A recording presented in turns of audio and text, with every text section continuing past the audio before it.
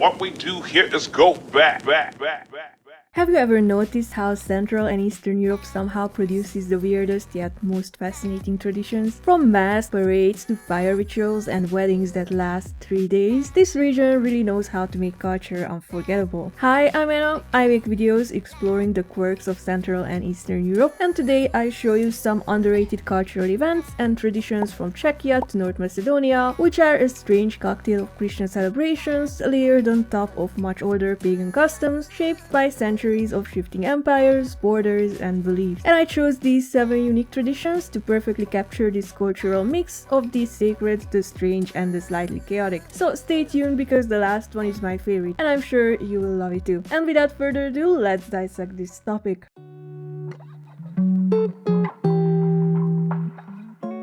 The Ride of the Kings is a springtime folk tradition in South Moravia, Czech Republic, held during Pentecost festivities. At its heart is a young boy, symbolically chosen as the king, who rides a decorated horse with his face partly hidden by ribbons and a rose in his mouth. He is surrounded by a retinue of riders, often in elaborate women's folk costumes, who act as guards, carrying sabers or chanting verses. The procession moves from house to house, where riders deliver humorous or teasing rhymes and collect money or gifts from locals. Families of the king decorate their homes and host visitors, and the event is filled with music, dancing, and community celebration. Its origins are uncertain. Ethnographers say that the tradition started in pagan times when the best young cattle herder was made king for a day. Others say it's a recreation of a legend related to everyone's favorite trickster king, my historical crush Matthias Corvinus. Legend has it that Matyi had some beef with his former father-in-law, Ježíš Podjebrat, because of the war for the lands of the Bohemian crown. And after losing a clash to Big Daddy, Matthias managed to flee disguising himself in a woman's folk dress. To avoid speaking and giving himself away, he put a rose between his lips so he didn't have to talk. Now, I don't know how true this specific story is, but there are historical records of him spying on people in disguise and cosplaying to escape. So, Henry of Skalitz wasn't the only master of disguise.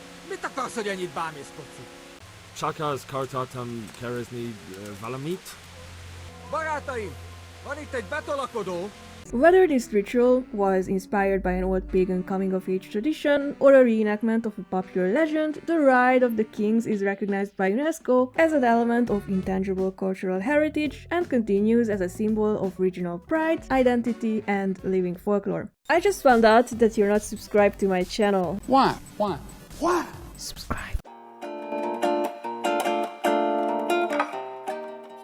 Before we jump into this next tradition, I need to remind my American viewers that this is an ancient pagan practice which existed hundreds of years before America was even discovered, so I swear it's not what you think. I had to get this out of the way. Anyways, the Siuda Baba is a traditional Easter Monday custom in southern Poland, especially in the villages near Krakow. At its core, a man disguises himself as a sooty, ragged woman, sometimes wearing a tattered skirt, a headscarf, and wanders through the village with a group of companions, often including young boys or other costumed figures. The group visits homes, squares, and inns, playfully demanding gifts, money, or drinks, while the central figure, Siuda Baba, smears faces with soot, a mark believed to bring luck, fertility, or blessings for the coming year. Those who resist may also be marked, ensuring everyone participates in the playful chaos. The origins of this custom are quite interesting. Legends say that Siuda Baba was a priestess of Wada, the goddess of love, springtime rebirth, weddings, and family protection. Each year, a young woman was chosen to guard a sacred fire in the temple for a full year, emerging around the spring equinox. When she left, smeared with soot and dazed from the fire, she searched for her successor and blessed villagers by smearing their faces with soot. Of course, young girls often tried to hide from her to avoid a year of service. Over time, the ritual was integrated into Christian Easter celebrations, blending humor, theatricality, and local folklore. So in some villages, this character also carries a large cross in one hand and a soot-dipped whip in the other because, well, you can't celebrate Easter in a West Slavic country without your good old BDSM gear. Today, the Siuda Baba tradition survives as a lively, slightly mischievous performance that reinforces community bonds and seasonal renewal.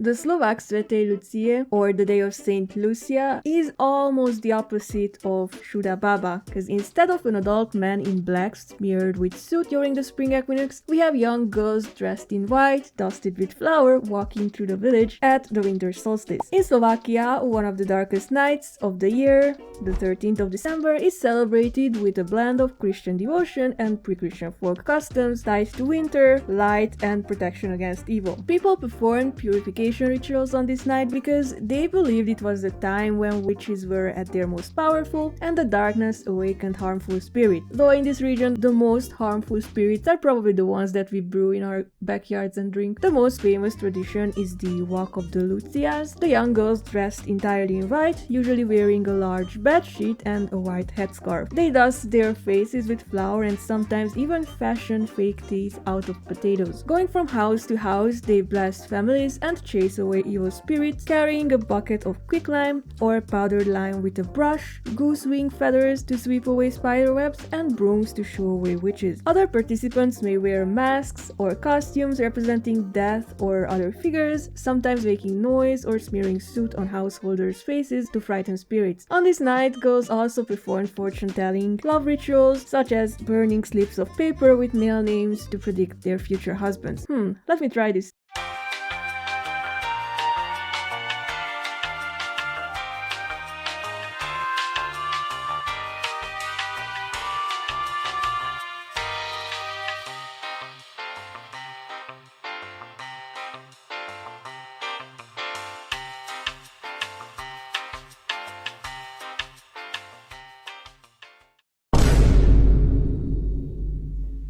Damn it. Over time, the custom became associated with the story of the Christian martyr, Saint Lucia, remembered for her devotion to God, giving away her wealth to help the poor, and her association with light and protection of eyesight. Today, the celebration reflects a fusion of medieval Christian beliefs and ancient Slavic winter rites of purification, protection, and divination, making it a magical and communal festival that links winter darkness to hope and renewal.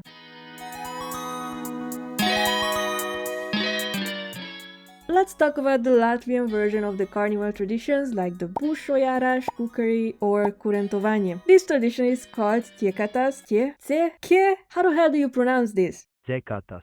I'm just gonna say Ķekatas because I can't, and I'm sure my Latvian viewers won't make fun of me again. So this version of the carnival season lasts much longer, stretching from late autumn all the way through early spring. From St. Martin's Day on November 10 until Métényi in mid-February, participants roam the villages, with the winter solstice and Christmas season being especially important. The people taking part, called Ķekatnieki, wear elaborate handmade masks to represent different characters that are almost as scary as the Latvian alphabet, including evil spirits, animals like wolves, goats, and bears, as well as beggars, doctors, and village women, sometimes even swapping gender roles for fun. Going house to house, they perform playful rituals, give blessings, and chase away evil spirits, keeping the community connected during the darkest days of winter. Each mask and character has symbolic meaning. The mother of the forest protects the woods, death oversees mortality, and the hare blesses fertility, and the village witch guards the harvest. These costumes and rituals reflect ancient beliefs about the struggle between good and evil, fertility and renewal, echoing the agricultural and seasonal cycles of the past. And today it stands as part of a broader European tradition of masked carnivals linking folklore, performance, and community life in the dark winter months.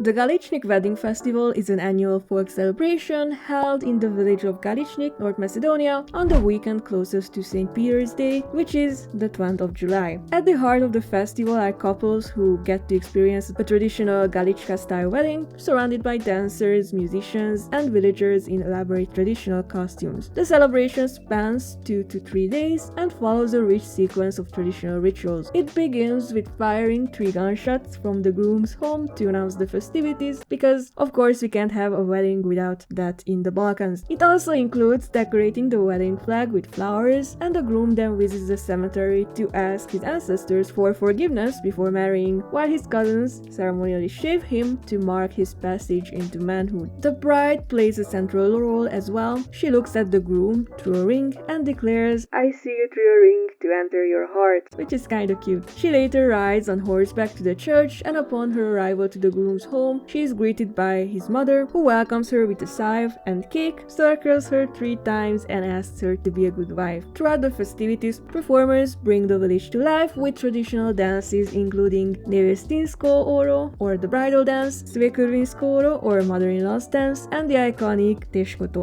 Now, Teškoto, meaning the hard one, is a traditional folk dance from Western Macedonia, symbolizing the region's difficult past and hardships, because occasionally some people in this region can actually transform their suffering into art and not just alcoholism. It's a creative line dance requiring improvisation, starting slow and precise before building into a fast-paced section. Ethnographers note that while the precise origins are unclear, many elements trace back to ancestral customs, which became both a living ritual and tourist attraction.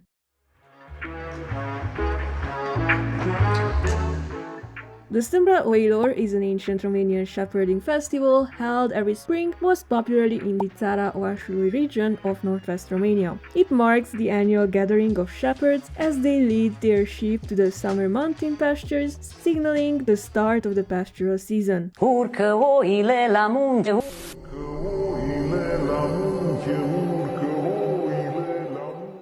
At the heart of the festival is the careful management of the flocks. Sheep are counted, separated and milked, with the results determining each household's share of cheese and other dairy products. This tradition is also practiced in my village, though I've never joined in because it always makes me fall asleep. Additionally, shepherds and their flocks are blessed with holy water, and participants perform rituals such as bathing in the mountain streams and reciting protective charms. The festival is also a vibrant cultural celebration featuring traditional clothing, music, singing, dancing, and communal feasting that strengthens community bonds. Ethnographers note that while its origins are rooted in practical pastoral management, Sâmbra Oilor blends ritual, folklore, and agricultural life in a way that preserves centuries-old traditions. The festival also serves as a communal decision-making event, determining shepherds, pasture arrangements, and the organization of flocks for the season ahead. So today, Sâmbra Oilor continues as both a living pastoral ritual and a cultural celebration linking Romania's mountain heritage with community identity, seasonal cycles, and ancient customs.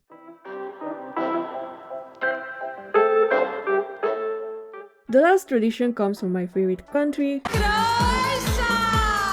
And it has a name that I will have troubles pronouncing. Loja.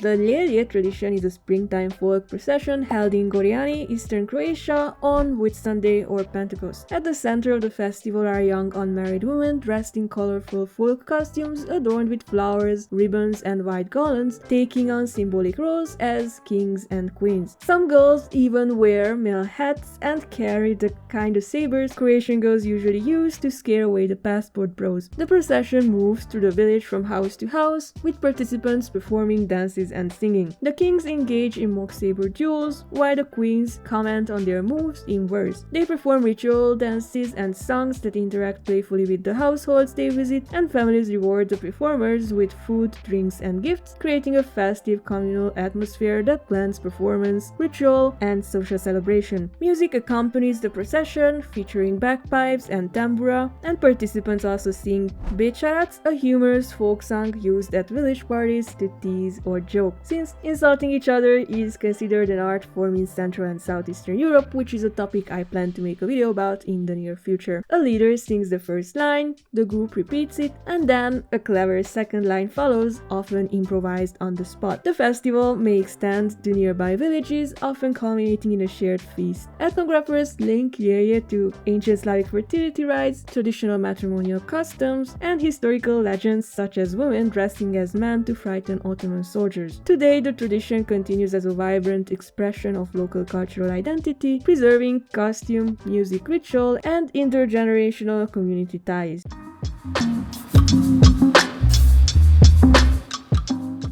After exploring all these unique traditions, from the masked boys and women of South Moravia to Romania's mountain shepherd rituals, Poland's mischievous Siuda Baba, and Croatia's colorful Eerie procession, it's clear that Central and Eastern Europe has a flair for the theatrical, the symbolic, and the slightly chaotic. These festivals are more than just performances, they are living connections to centuries of pagan customs, Christian influences, and local legends that continue to shape community identity. What's amazing is how humor, ritual, and social bonding are woven together, whether it's smearing soot, blessing sheep, or dancing with the sabers. Even today, these events bring communities together, passing down folklore, music, and dances from one generation to the next. So next time someone tells you that Europe is boring, just remember they clearly haven't seen a boy ride a horse with a rose in his mouth or a village full of queens and kings dancing through the streets. If you enjoyed this video, give me a thumbs up, subscribe, or the Caperdic Owl will grate you. Thanks for tuning in and have a nice day. Urcă oile la munte, urcă oile la munte, mă.